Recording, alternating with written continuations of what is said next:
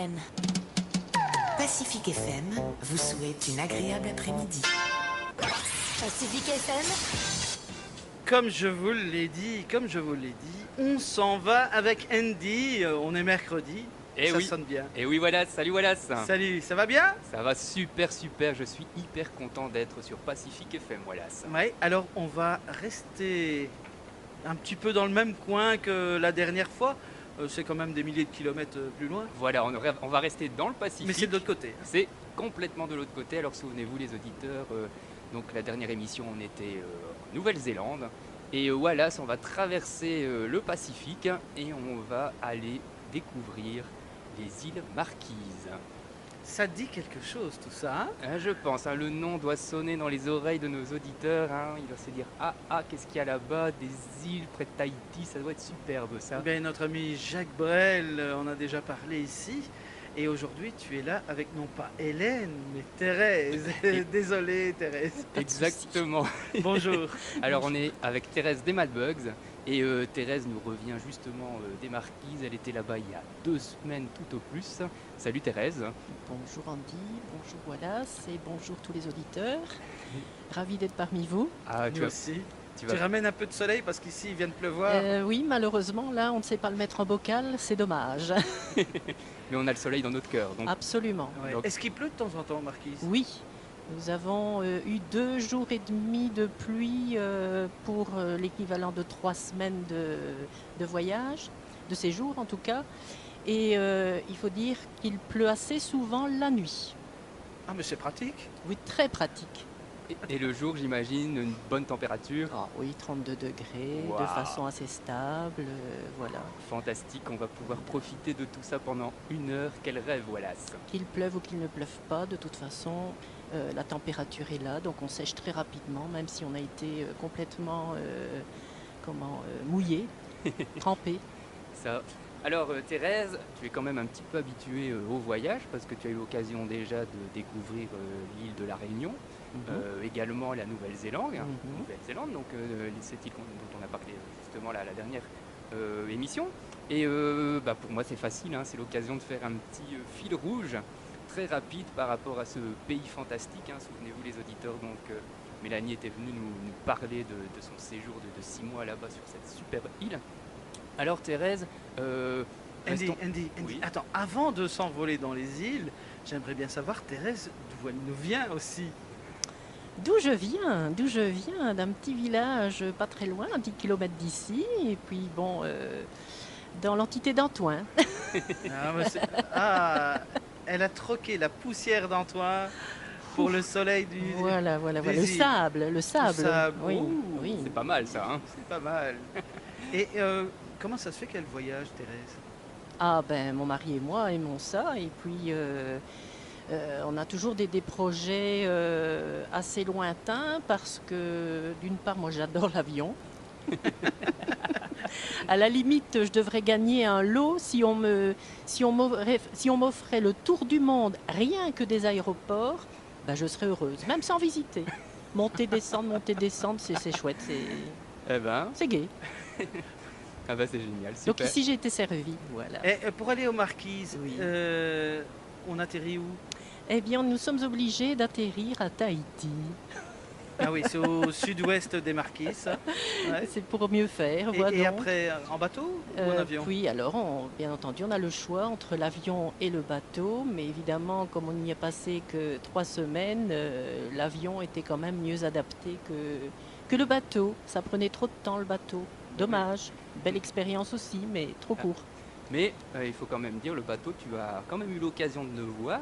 On va en parler. Ah oui, on va en parler, certainement. Parce qu'évidemment, le bateau, c'est très important pour ces îles, très éloignées de tout. Absolument. Donc on va avoir l'occasion de raconter un petit peu comment ça se passe, prendre le rythme des îles de la Polynésie. Ok. Alors Thérèse, je disais, tu avais eu l'occasion de faire un saut sur la Nouvelle-Zélande. On y était donc la dernière émission. Et avant de vraiment d'attaquer le lourd sur les Marquises, je voulais quand même savoir tes coups de cœur sur cette super ville de la Nouvelle-Zélande. C'est quoi? En fait, nous n'avons pas fait les 2 îles de la Nouvelle-Zélande, nous n'avons fait que l'île du Sud. Et pour ça, évidemment, on ne choisit jamais la facilité. On aime bien découvrir, donc on a quand même atterri sur l'île du Nord. De cette manière-là, on pouvait traverser en bateau et rejoindre donc l'île du Sud. D'accord.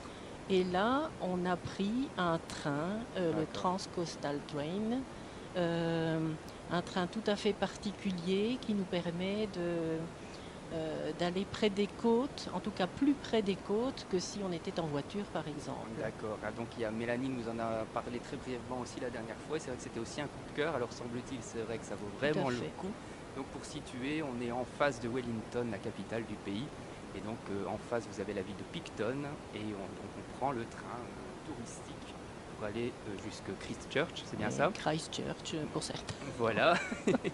Donc c'est la deuxième ville en importance du pays. Mhm. Et tu as vraiment adoré ce petit tour en train. Oui, parce que, comment je vais dire, c'est un train qui donne l'impression d'être un ancien train, évidemment, mais quand on s'inscrit, quand on réserve sa place, c'est un petit peu comme dans les avions, on donne ses bagages et donc les bagages sont emmenés dans un wagon réservé à cet effet. Et puis on reçoit aussi un numéro de siège, donc on ne se met pas n'importe où, Ah et oui. puis voilà, on sait où on doit aller.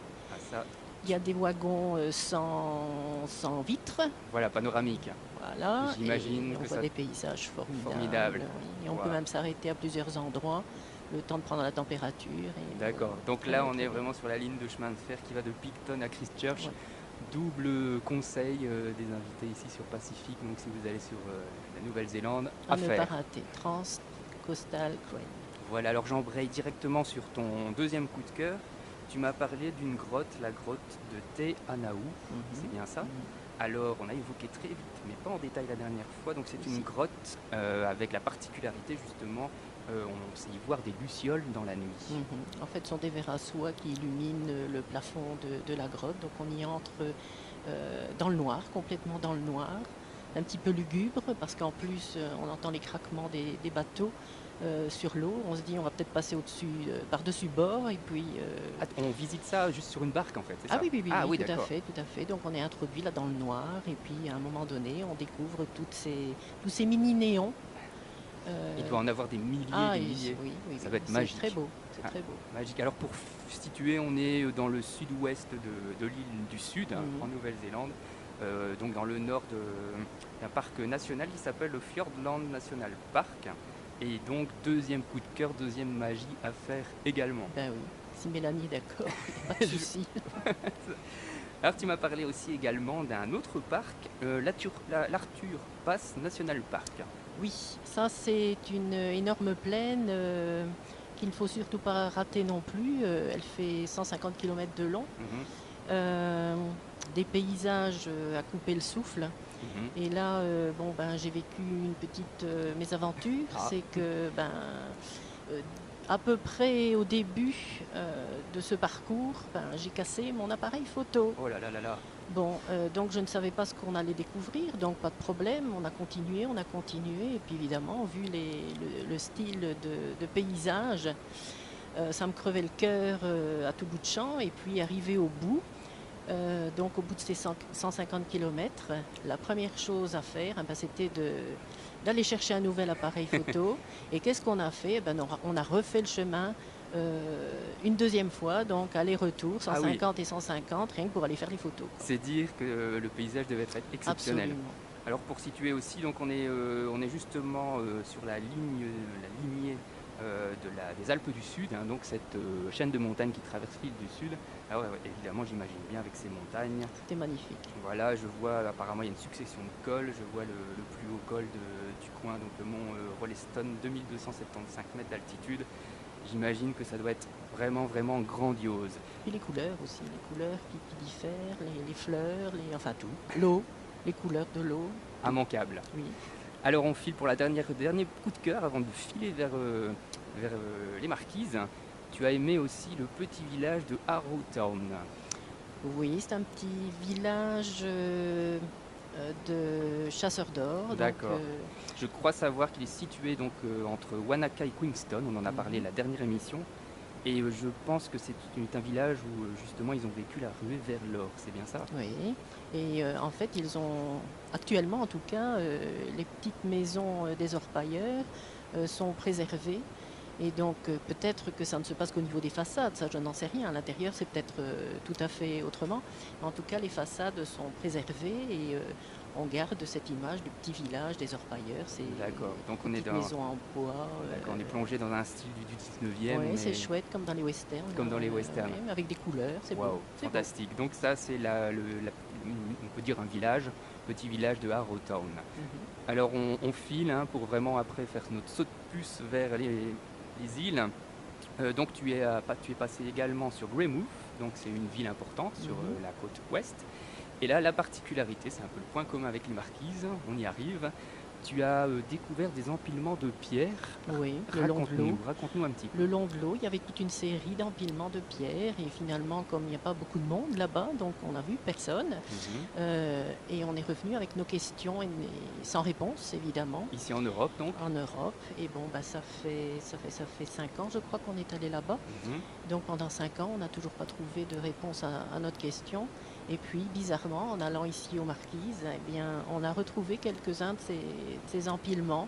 Ah. Et là, évidemment, on a reposé la question et la réponse était celle-ci, c'est que en passant à côté d'un empilement, si vous ajoutez un caillou sur cet empilement, eh bien, ça signifie que je reviendrai. C'est superbe. Voilà. Bah là, on a vraiment la perche pour filer aux Marquises. Voilà. Je t'invite à faire une petite pause musique et là on va vraiment attaquer le lourd. On va retraverser le Pacifique et on va aller profiter des montagnes et des criques. A tout de suite. Alors, je te propose une chanson qui vient d'un groupe malgache, donc de Madagascar. C'est une grande île quand même au sud de l'Italie. De l'Afrique. De l'Afrique. Pourquoi je dis l'Italie là? Qu'est-ce qui se passe? Il est temps de s'arrêter. Et donc là, d'écouter la musique. on va prendre notre dose de soleil alors là. Alors voici le groupe Patsi Ranariaona. Oh là là, tout de suite. Des Pacific FM à Brunehaut sur 95.1. Pacific FM. Andy les Mad Bugs, nous sommes aux Marquises avec Thérèse. Oui, on vogue sur le Pacifique Wallace. Alors c'est parti. Alors on va faire un petit peu de géographie très rapidement. Thérèse, les Marquises, c'est où exactement? Dis-nous tout. Bien, les Marquises font partie de la Polynésie française et ça se trouve en fait entre l'Australie et les États-Unis, donc à 6000 km de l'Australie à peu près, D'accord. 4500 de l'Amérique du Sud, en passant par entre les deux l'île de Pâques.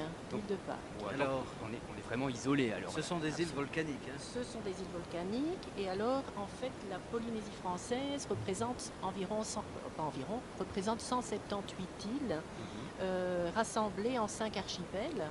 Alors donc on a l'archipel des Marquises tout à fait donc au nord à 1000 km à peu près de l'équateur.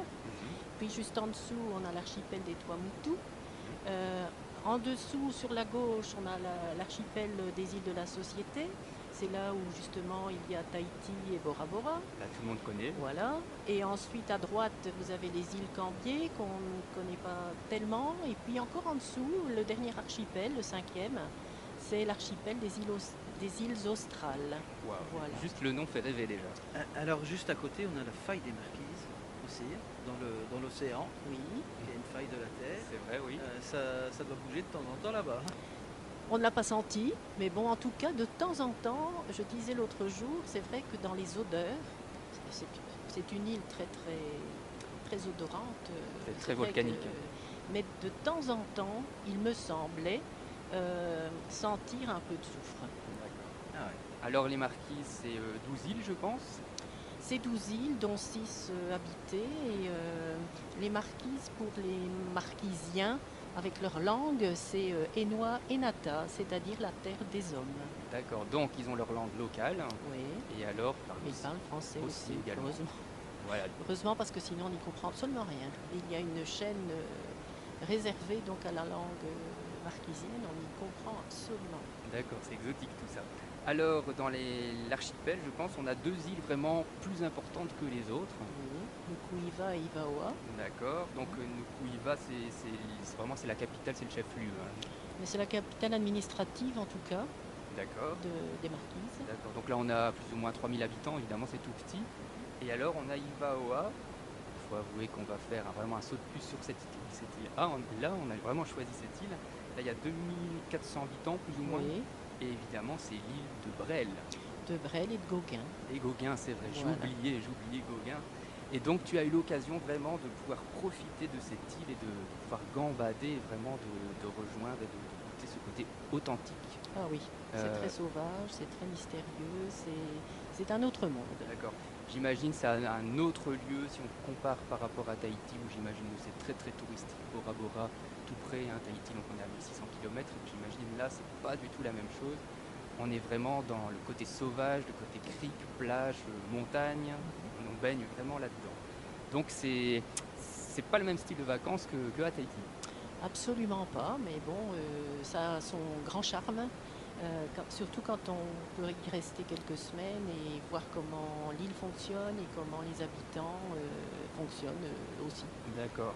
Alors je vais dessiner, préciser l'île justement. Donc bon, l'île tire vraiment sur sa longueur, hein. On est à 40 km de longueur. On a juste 12 km de haut. Donc je vais te parler de la longueur. Donc c'est de l'ouest à l'est. Et ce qui est étonnant, c'est qu'on a deux presqu'îles qui se retirent de ces côtes. Donc on est sur l'est, pardon. On a une première presqu'île et on a une presqu'île également sur la partie sud. Et cette partie sud justement forme une baie. Je pense que c'est là que tout se passe. En tous les cas, on a la ville, ou je pense plutôt le village le plus important de l'île. C'est ça, Oui, le Thérèse? village, parce que dire que c'est une ville, c'est quand même énorme. Il n'y a pas beaucoup de commerces déjà. Il y en a trois, mais ce ne sont pas des grandes surfaces, hein. Ce sont des petits commerces et vous verrez pourquoi par la suite. Il y a juste la mairie, évidemment, tout ce qui concerne la police, le militaire, et la gendarmerie aussi, pardon. Vous n'avez qu'un petit dispensaire et une toute petite pharmacie. Point. Point barre. Ben, je crois que j'ai fait le tour, oui. Ah non, une location de voiture. Ah, aussi. quand même, Ah quand oui, oui, même. oui, oui. Tu peux nous citer justement le nom de cette ville, ce village? Oui, c'est à Tuona. Ah, donc c'est vraiment l'endroit principal. Ah oui, On- c'est là où tout le monde se retrouve parce qu'il n'y a que là où on trouve les magasins. D'accord, donc c'est 1800 habitants. Et c'est vrai, étant donné l'isolement de la ville, je crois savoir, hein, tu m'as expliqué que vraiment l'île vit au rythme d'un bateau qui fait le tour justement de toutes ces îles et qui apporte justement les marchandises pour pouvoir vivre.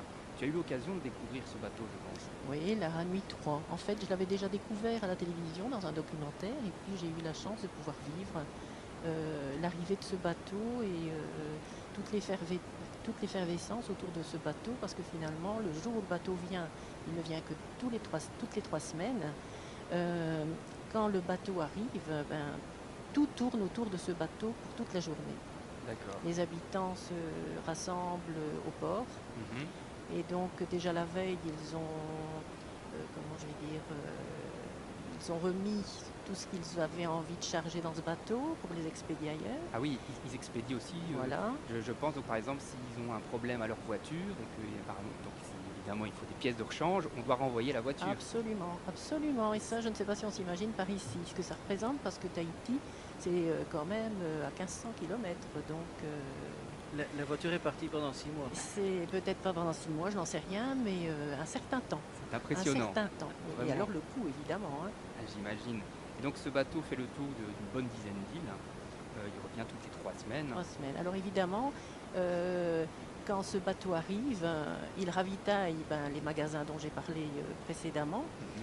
ce qui fait que tout le monde se rue sur ces magasins et après une semaine, voire 2 tout au plus, il n'y a plus grand-chose et donc on attend une semaine, voire plus, l'arrivée de ce bateau. D'accord. Et voilà, tout est organisé autour de cela. Donc en fait c'est un bateau qui fait 117 mètres, alors on a 200 passagers à l'intérieur, c'est important parce que semble-t-il on peut vivre une croisière. Il y a 150 touristes, oui. D'accord. Donc il y a une partie fret et 150 touristes qui ne Mhm. vont passer qu'une journée à Ivaoa, encore une petite journée, parce que le bateau arrive soi-disant à 11 heures, mais tout est dans la même mesure. Il est arrivé ce jour-là à 12h30. Et puis à 5 heures, les gens, les touristes doivent être rentrés Ah oui. au bateau. Donc c'est vraiment très très rapide. C'est très court. D'accord. Waouh, j'imagine ça doit vraiment grouiller. Voilà. Ah, et j'ai vu sur ce port, en fait, c'est juste une dalle de béton, il n'y a pas de Il y a grue, rien il y a du un tout. petit hangar de rien du tout. Donc toutes les grues, tout le matériel se trouve sur le bateau. Tout est sur le bateau, on décharge tout et puis voilà, tout tourne autour de là. Et puis quand on va voir, eh bien, on peut se balader parmi les grues et tout ce qui se passe, les camions, les trains, les bus, les voitures, etc. Donc c'est assez étonnant. Et- C'est assez étonnant. Et tu as eu l'occasion de rentrer à l'intérieur et de voir vraiment comment tout ça fonctionnait.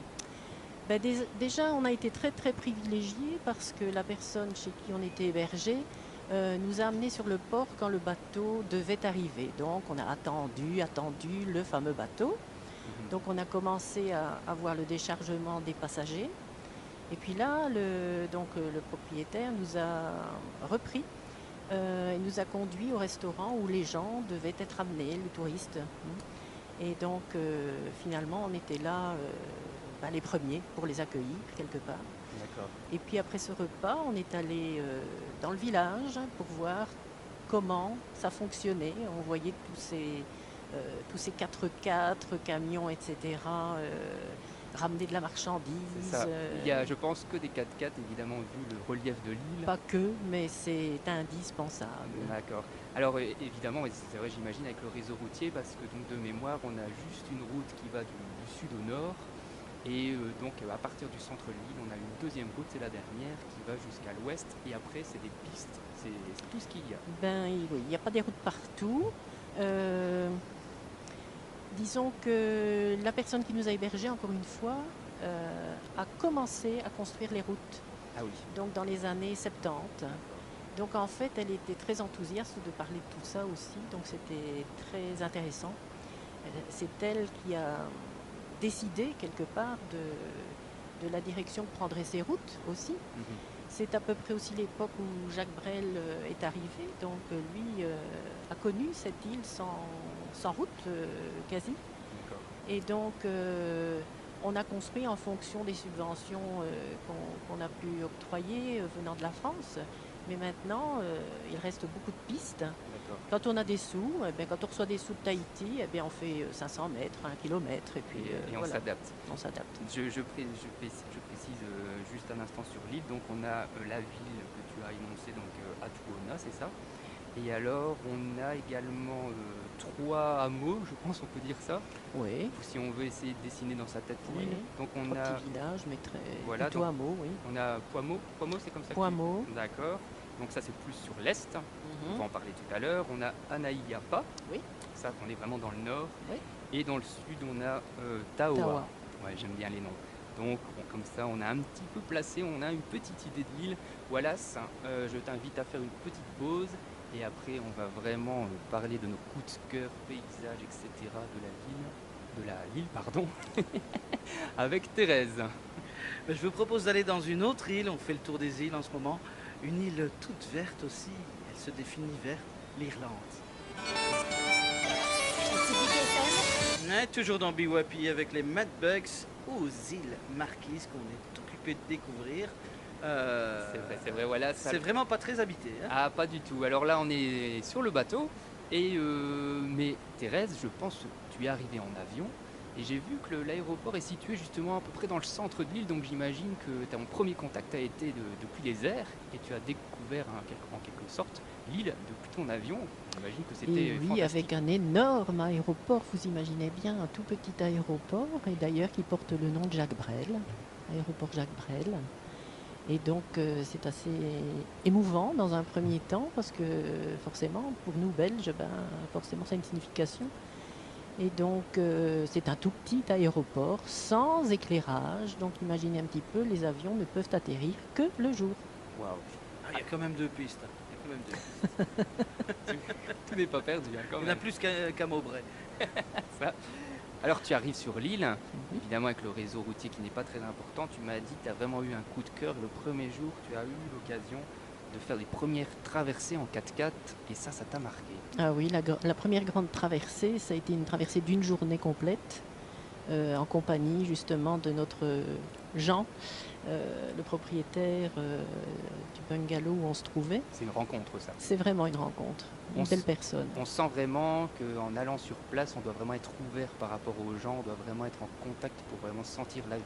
Ah oui, j'en suis convaincue. C'est- De donc, toute façon. Donc on est en dehors un petit peu des sentiers touristiques, on doit un petit peu vraiment s'approprier le lieu et vraiment être au contact. Oui, des touristes, de toute façon, il n'y en a pas beaucoup, donc voilà, c'est vite fait, hein, c'est vite fait. Donc on est vraiment dans un style de vacances vraiment authentique. Mhm. Là, et donc tu fais ta traversée en 4x4 et je pense que tu as fait, entre autres, hein, donc, la partie nord et un peu l'ouest aussi. Qu'est-ce qui t'a marqué? Bah, disons que donc la première découverte, ça a été ces pistes-là, ces pistes, et on comprend tout de suite, de toute façon, pourquoi les gens ont un 4x4, parce que c'est obligatoire. Et puis cette végétation très luxuriante, finalement, on se trouve comment je vais dire, près des tropiques, donc forcément, on a la pluie, on a la température, donc on trouve énormément de végétation.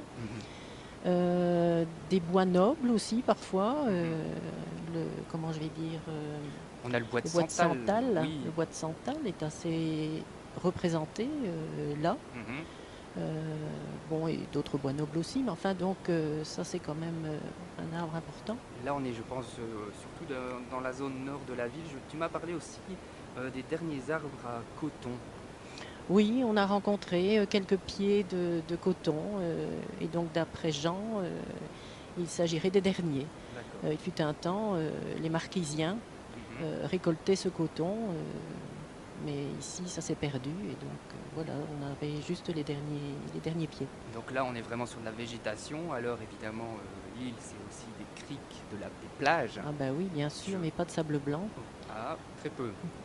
Oui, c'est du sable gris, voire noir. D'accord. Et tu m'as dit, il y a vraiment des criques qui t'ont marqué, notamment sur l'ouest, sur Poimeau, je pense. Oui, parce qu'elles sont sauvages, on n'y voit personne ou quasi personne, et on a ça pour soi tout seul, quoi. Et les couleurs sont tellement belles. Du côté de Anayapa, il y a même une grande pierre, je vais dire ça comme ça, un rocher plutôt, un rocher au milieu de l'eau, Oui. et il s'appelle Tête de Nègre. Ah oui, oui, oui, oui. Je ne veux choquer personne, mais en tout cas c'est son nom. Et en fait, c'est vraiment la tête d'un Africain. D'accord. Et donc ça, c'est resté, le nom est resté. Voilà. Et on peut profiter de ce paysage avec Ah, cette c'est magnifique, crique et c'est c'est magnifique. à faire aussi. Donc Tout là, à fait. on est dans la partie nord, c'est ça? Dans la partie ouest. Ah, Pardon, est. Pardon, D'accord. est. D'accord. Et donc là, on a plus des criques, on va dire larges, mais tu m'as parlé. Excuse-moi, je me suis. Oui, Vas-y. tu avais raison. C'est dans la partie nord. Ah, on n'y est d'accord. pas. Et donc là, on a des criques assez larges, hein, tu Mhm. m'as dit.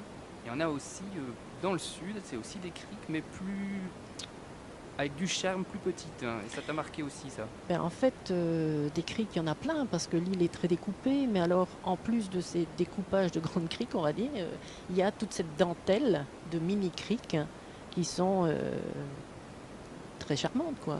Voilà. Et en plus, on s'y retrouve tout seul, hein, encore une fois, parmi les cocotiers, les bananiers. On peut s'arrêter des heures. Oui, c'est magnifique. Et en plus, il y a plein de poissons, donc on peut les observer et on peut pêcher. C'est magnifique. Ah, et donc on a une plage, on a la végétation, et je pense qu'on a aussi des cascades, un petit peu. Quelques-unes, oui, mais disons que ces cascades s'observent différemment selon les moments. Mhm.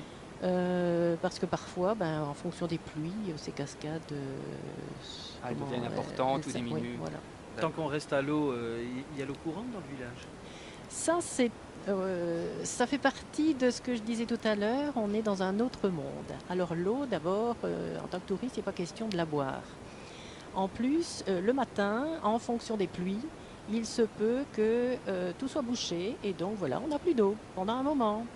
Il faut appeler le maire et puis si le maire agit suffisamment vite, eh bien l'eau revient un certain temps après. Ce qui se passe aussi, c'est que le matin, souvent, comme il y a eu des pluies, assez souvent, l'eau est noire. Donc il faut un petit peu de patience pour retrouver notre eau, ne serait-ce que pour laver le linge ou quoi que ce soit. Alors on est vraiment dans la réalité. Ah oui, Ah oui, on est loin de C'est tout. Robinson Crusoe. non, mais Non. voilà, il faut s'adapter, voilà, Tu c'est m'as- autre chose. Tu m'as dit, là, c'est vrai, on parle de paysage, de l'eau, mais tu m'as dit aussi les gens t'ont marqué, tu as fait des superbes rencontres, raconte-nous un petit peu. Oui, j'ai rencontré des gens qui venaient du continent, je vais dire, et qui étaient très intéressants, notamment Jean. Jean Ouais. est arrivé dans les années 66. Donc c'est lui qui a aidé à la construction des Oui, routes. voilà, tout à fait. Il y est resté. Il a marié donc une marquisienne. D'accord. Mais puis, pendant notre séjour, alors qu'il devait nous coacher, je vais dire, chaque jour, à un moment donné, son fils a été accidenté, donc il a dû évidemment partir sur Tahiti. Ah oui. Là, L'hôpital on a une étant autre à réalité aussi Tahiti. géographique, Voilà. question santé. Et donc il nous a dit, voilà, je pars jeudi, je reviens mardi, mais ne vous inquiétez pas, j'ai prévu un copain qui va vous prendre en charge. Et ce copain, ben, ma foi, nous a pris vraiment en charge, et on a fait la rencontre d'un peintre, Ah oui. d'un peintre norvégien. En fait, je vais citer son nom quand même, je ne sais pas s'il l'apprécierait, je ne sais pas, enfin je pense que oui. André Lekanpras. Donc vraiment l'île attire Voilà. les artistes. Absolument, mais enfin il était intéressé par Gauguin, évidemment. D'accord, je Quand crois il qu'il est arrivé. Donc c'est norvégien et je pense que ça fait 7 ans qu'il est là. Oui, mais il partira au mois de mars. D'accord. Il a pris sa décision. Tu m'en as parlé évidemment et je pense qu'il était. Donc évidemment il fait ses toiles, il profite de ce paysage pour faire ses toiles, mais en même temps il vivait dans une belle maison un peu concierge. C'est une réalité aussi, je pense, de l'île. Raconte-moi un petit peu comment ça se passe. Ben, disons qu'il y a de chouettes maisons, vous vous en doutez, mais il y a aussi des gens très pauvres qui habitent dans des cabanes, on va dire ça comme ça. C'est Donc ça. il y a une très grande différence. Et là, évidemment, comme ce couple assez aisé, quoi, a dû partir sur Tahiti parce que le monsieur était malade. Donc la maison a été confiée D'accord. à ce peintre. Donc il y a des gens vraiment, on va dire, à l'aise. Et puis c'est vrai, tu as rencontré un couple de Marquisiens, vraiment 100% habitants sur place, originaires de l'endroit. Tu as rencontré Théodore et Madeleine. Je crois que tu as vécu une belle expérience, des belles expériences. Notamment, tu as eu l'occasion de découvrir un petit peu les secrets de la préparation du monoï. Si secret il y a, mais en tout cas oui. Et- Donc on s'est rapprochés petit à petit, on s'est liés d'amitié et puis Madeleine m'a offert la possibilité de réaliser du monoï. Donc le monoï, c'est une huile typique de la Polynésie. Absolument, qui est à base de noix de coco, parce que finalement là-bas, la noix de coco c'est quand même le fruit le plus important et donc on fait tout avec la noix de coco. Les poules se nourrissent à la noix de coco et donc forcément on va faire du monoï avec la noix de coco qu'on râpe, dont on récolte le lait, Oui, raconte-nous les secrets. voilà, et dans lequel on ajoute un tas de plantes, le tiaré, la fameuse fleur de Polynésie qui sent si fort, l'ylang-ylang. Il y a aussi quoi donc Il y a du bois d'ananas, j'ai vu. Oui, l'ananas, du santal aussi, Oui. du basilic Ah oui. également. Il y a peut-être encore deux, trois Oui, petites j'ai choses. vu, ça c'est assez spécifique. J'ai vu, il y a du gingembre, mais Du c'est gingembre, mais c'est pas le même. non, C'est pas le même. c'est pas le même que par ici. C'est un gingembre local, plus orange, plus fin. D'accord. Et tout ça donc est mélangé dans ce jus et mis au soleil pendant 3-4 jours en fonction comment dire, de la qualité de soleil, quoi. D'accord. Et donc après ça, on récolte l'huile qui s'est séparée de ce liquide. Et D'accord. donc voilà. Alors j'ai vu que tu as ramené d'ailleurs un échantillon. Oui, parce que c'est quand même différent de ce qu'on achète dans le commerce. Moi, ce que je te propose, Les c'est odeurs qu'on aussi. on va confier ça à Wallace, comme ça il essaiera un petit peu de nous expliquer ce qu'il ressent en respirant ça. On va faire ça dans quelques minutes, hein, Wallace. Ah ouais. En tout cas, c'est une huile que les Marquisiens, enfin que les Polynésiens utilisent, je ne vais pas dire pour tout, mais presque, pour leurs cheveux, pour leur peau, pour, comment je vais dire, se protéger du soleil, se protéger des moustiques, enfin, Multifonction. multifonction, absolument. Excellent, excellent. Hein. Wallace ouvre la bouteille. Il va nous donner ses impressions d'ici quelques minutes. C'est tout nouveau, il est mis 2015 dessus. Ah ben oui, là, il y a un mois. Ah, c'est fort. C'est tout frais, hein, tu vois. C'est bio, ça. Et il paraîtrait que ça doive conserver des années comme ça. Donc je ne sais pas, je vais tester. Ça dégage le nez en tout cas. Oui. Et donc ils utilisent ça entre autres, je pense, pour se protéger des moustiques. Oui, aussi, D'accord. tout à fait. D'autres applications pour se... Oui, je disais la protection solaire D'accord. Ok. et la qualité de la peau et des cheveux. Ah oui, shampoing aussi également. Oui. Ce que tu as eu l'occasion aussi de voir, c'est que cette famille, ce couple, fait d'une part les monoïs, mais ils font de l'artisanat aussi. Ils font de l'artisanat, en fait, qui vivent de ça parce que nous avons eu l'occasion d'aller les chercher une fois chez eux. D'où notre grande surprise parce que même si l'île est petite, on avait l'impression d'être allé encore au bout d'un autre monde. Parce que d'abord, il faut aller en 4x4. La première, on est allé les chercher 2 fois. La première fois, quand on y est allé, on n'a même pas pu gravir le sentier qui mène à leur maison en 4x4. C'est tout dire, mais il n'avait plu. Ah oui, d'accord. Et la deuxième fois, on y est allé. En fait, on a découvert que c'est une maison où il n'y a même pas l'électricité. Ah oui, donc c'est vraiment... Mais par contre, je pense que le cadre est sublime. Ah mais bien sûr, entouré de plein de bonnes choses, des bons fruits, des belles plantes, des belles vallées. fleurs. Bah oui. Ouais, c'est magique aussi. J'ai vu, tu as ramené un collier de perles. Vous pouvez peut-être l'entendre au micro. Il est superbe. Décris-nous ça un petit peu, je vois des En coquillages. fait, quand on arrive en Polynésie, ce n'est pas une histoire, c'est une réalité. On nous offre des colliers de fleurs, hein, tout le monde le sait. Mais ce que je ne savais pas, c'est que quand on repart, si on a été apprécié, eh bien on nous offre des colliers de graines, voire de coquillages. D'accord. Et c'est ça, il est superbe. Je ferai une photo, je laisserai une photo de ce collier sur Facebook parce qu'il est vraiment, vraiment très très beau. Je te le passerai, Wallace. Donc ils font des colliers et je crois aussi... Oh, ils tressent tout ce qui est tressable, je vais dire, les pandanus. Donc, allez, on va dire que c'est des grands yuccas qu'on trouve chez nous, là, hein, des pandanus. C'est pas tout à fait la même chose, hein, mais ça y ressemble. Les palmes de cocotier, évidemment, sont tressées pour faire des chapeaux, pour faire des sacs, pour faire des paravents. Par exemple, donc tout est utilisé en fait, tout. Ça, le cocotier est utilisé vraiment pour tout, pour tout. Je pense aussi qu'ils font de la sculpture. Il y a le célèbre tiki aussi qui est particulier par là. Alors le tiki, c'est lié au fait que dans cette île, dans les îles polynésiennes, il y a énormément de sites d'habitation et cérémoniels parce que jadis, il y avait beaucoup plus de monde sur ces îles. Les Européens ont amené les maladies, entre autres, etc., qui ont évidemment réduit le nombre de marquisiens, par exemple. Et donc, on retrouve les vestiges de ces sites. Et sur ces sites, il y a des tikis. Donc, excuse-moi, je te coupe. Donc, si on précise, c'est des sortes de sculptures. Moi, je le comparerais un petit peu à ce qu'on peut trouver ces personnages sur l'île de Pâques, pardon. Oui, très carré. Très carré. Donc, c'est vraiment une spécificité.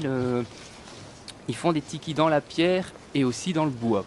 Oui, et alors donc ces tikis sont des représentations tout simplement de personnages importants de la tribu. Pas nécessairement des dieux, mais des représentations de personnages qui ont marqué pour l'une ou l'autre raison. Ça peut être une femme, ça peut être un homme, ça peut être n'importe quoi. Mais en tout cas, on repart toujours sur cette représentation assez carrée.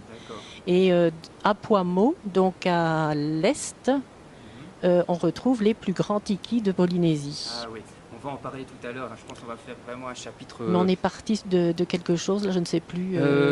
C'est vrai, on va un petit peu dans tous les sens, mais tu m'as donné en fait un petit tiki. Alors, pour expliquer un petit peu aux auditeurs, j'ai une petite sculpture en bois dans les mains qui fait peut-être 7-8 cm grand maximum. Dans du bois de santal. Voilà, c'est super beau. Et avec beaucoup de détails sur toutes les faces. Alors on a des yeux prépondérants, on a une bouche très large, on a vraiment des motifs extraordinaires au niveau du corps et des mains, au niveau des jambes. Et c'est vrai que c'est super beau, très carré, mais en même temps avec beaucoup d'arrondis. Et ces tikis, on les retrouve sur les fameux sites cérémoniels, qui sont donc des sites... comment je vais dire ça, réservés au culte. Donc des dieux certes, mais aussi aux événements d'importance pour la vie du village. Ah oui, donc important, donc quelque part l'artisanat par rapport à tout ce qui est religieux Voilà, et la vie sociale voilà. des habitants. On parle des gens, tu nous as parlé justement de Jean. De Jean, oui. Voilà, qui t'a fait un peu découvrir une partie de l'île. Il y a aussi une réalité, tu as rencontré un couple de Réunionnais qui venait juste d'arriver sur l'île. Ben, la moitié de notre séjour, c'est vrai qu'ils sont arrivés un petit peu par hasard, c'était pas prévu.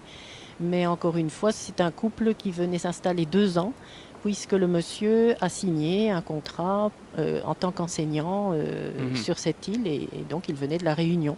Mais quand ils arrivent là, encore une fois, c'est pas comme chez nous, tout n'est pas organisé, et évidemment, ils n'avaient pas d'habitation. Donc ils sont arrivés dans un petit bungalow près de chez nous.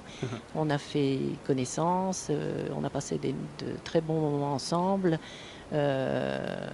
Puis voilà quoi, on a pêché ensemble. Ça, on va en parler juste voilà. après le prochain morceau, Thérèse.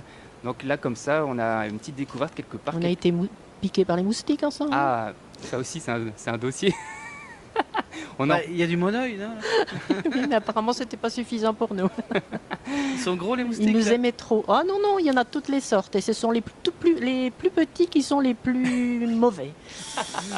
Apparemment, ça t'a marqué. Et en plus, ce ne sont pas des moustiques qui agissent la nuit ou le soir. Ce sont des moustiques qui agissent tout le temps. Voilà, je te propose, on parle pêche, culture, les moustiques. Après un petit morceau, on reprend notre souffle. Exactement. On se retrouve après les 17h parce qu'il est bientôt l'heure aussi. Pacifique FM. Pacifique FM. Toujours avec vous dans Biwapi, Andy et Thérèse, les îles Marquises. Maintenant, on va parler un petit peu plus culturel, je pense. Oui, on parlait justement des lieux de culte, hein, tout ce qui était un peu religieux. Thérèse, il y a un site qui t'a vraiment marqué. Qu'est-ce qu'il faut aller voir absolument? Ben, on en a déjà parlé d'un donc à Poimo, et il y en a un autre qui est bien conservé, un petit peu mieux conservé en tout cas que certains. C'est celui de Tawa-Upeke.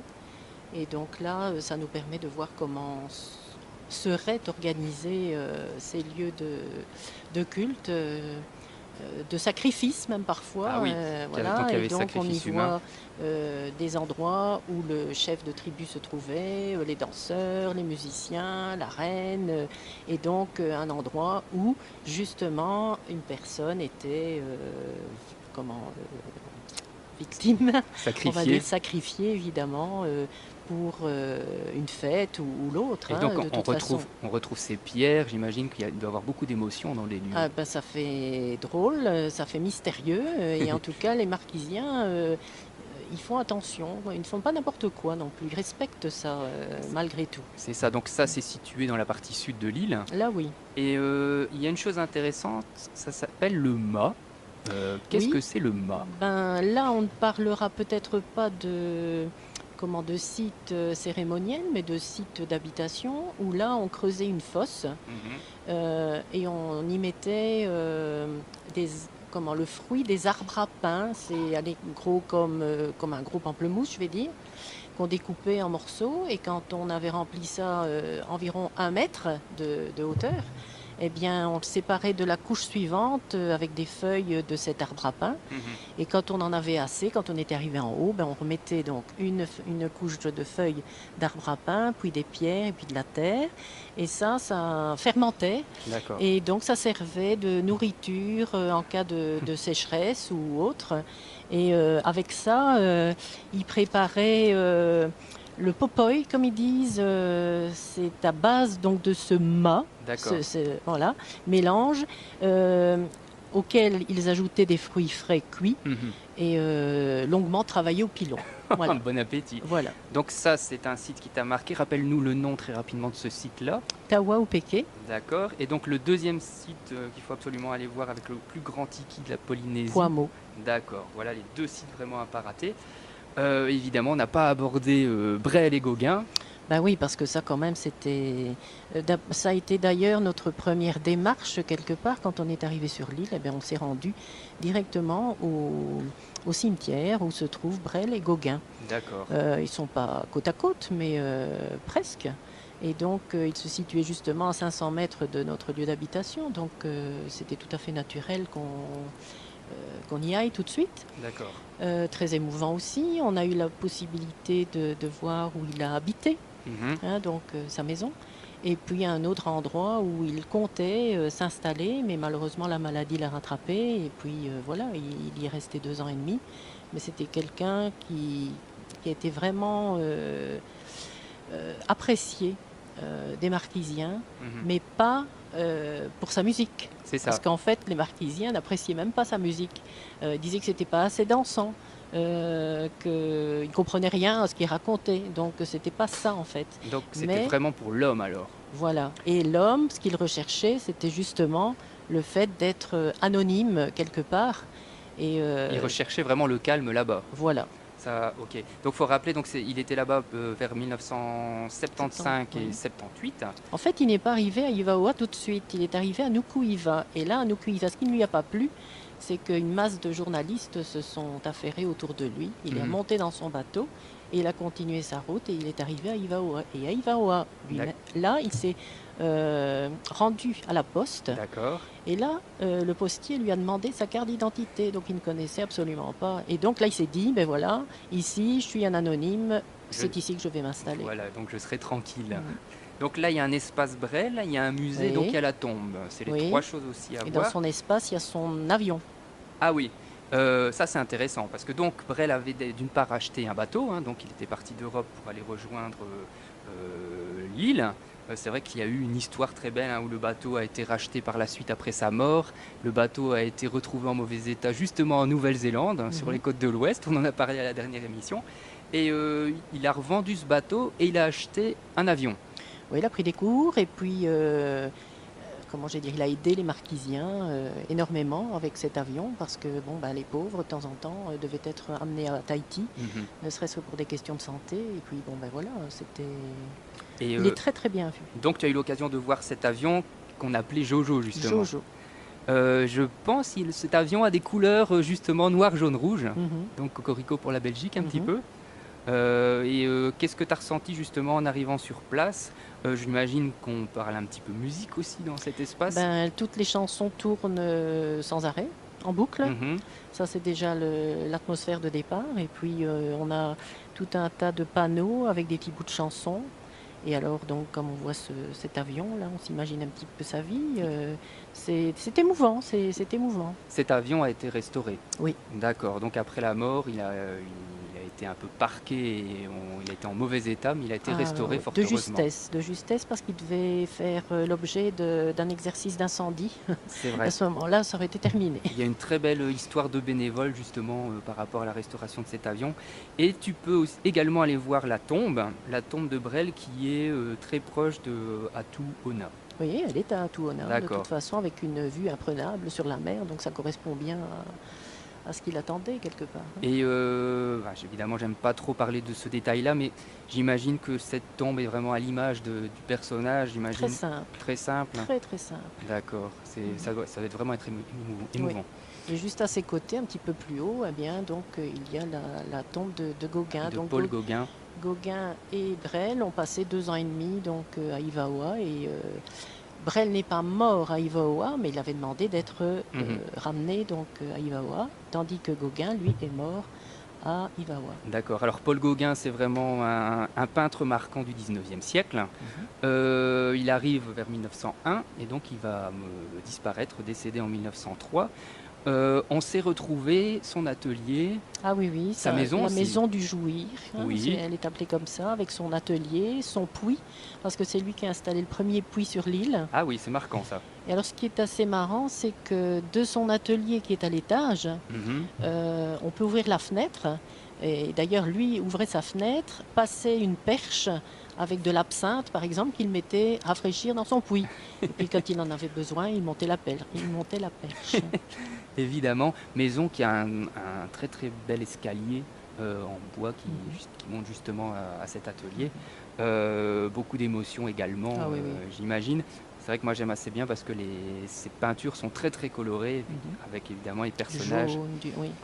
Et en plus, on a eu cette chance-là, c'est qu'avec notre peintre André, Nous avons eu des explications pour toutes les peintures, d'autant plus qu'André a réalisé quelques copies. Oui, euh, je crois savoir, donc c'est dans le musée, on a des copies de Gauguin, que des copies. que des copies, et on peut malgré tout profiter, en tous les cas, d'une partie de l'œuvre de Paul Gauguin. Il ne reste pas grand-chose parce que tout a été détruit. Enfin, une grosse partie a été détruite. D'accord.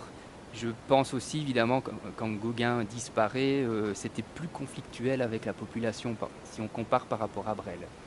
Oui, parce que Gauguin faisait ce qu'il avait envie, enfin en fonction de ses idées, et donc il n'avait pas peur de déplaire à certains. D'accord. Donc il a été taxé de tout ce qu'on peut imaginer, d'inceste, de maladies sexuellement transmissibles, pour dire ça comme ça. Et puis, enfin, c'était le mauvais des mauvais, quoi. C'est ça, donc personnage haut en couleur, comme l'île, comme les Alors que marquises. ce n'était pas vrai. Voilà. Buveur, bien sûr, buveur. D'accord. Ok, ben voilà, sont finis avec cette heure de découverte, avec les deux plus grandes personnalités justement connues ici sur Ivanhoe. Thérèse, j'ai vraiment été très très content d'aborder cet archipel et cette île avec toi. Ah, mais c'était un plaisir, ça me remémore, une fois de plus. Il ne faut pas laisser dormir. On a voyagé, on s'est mis justement à la vitesse, au rythme des îles.